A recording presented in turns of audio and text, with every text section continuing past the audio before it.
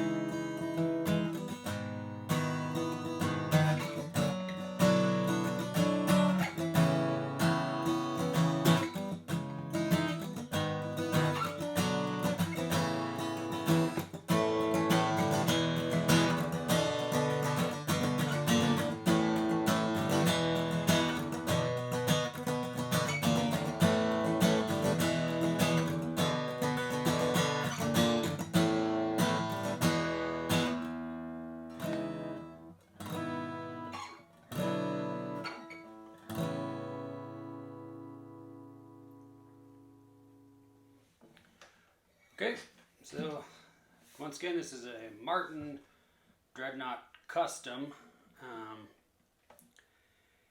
And a couple takeaways from it. Super easy to play, like I said.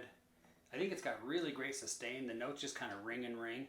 And then I've just noticed it sounds way more open, I guess because it's, 12 years old. Even though it hasn't been played that much, it's very open. And it's got just great sustain. It's a really good sounding guitar. But mostly, I think it would be good for someone who wants a D28 but doesn't want the wider nut width. I'm not exactly sure what to price it at because there aren't that many around. So I can't just go to, like Reverb or something and see what these are selling for. So if we're way off on the price, I don't know, apologize. But this is about what he paid for it, and he bought it used. And so, that's kind of what we're looking at getting for it. Somewhere around the 25-ish range. But prefer a trade for a smaller Rosewood guitar that will feel a little better for his particular setup. Anyway, if you have any questions, please get a hold of me. Thank you so much for watching. Let me know what you think. Drop a comment or like or something. That's nice too if you do that, because then it makes me feel good, as long as it's a positive comment. I don't need constructive feedback if it's a negative comment. You just do positive ones. That's fine too.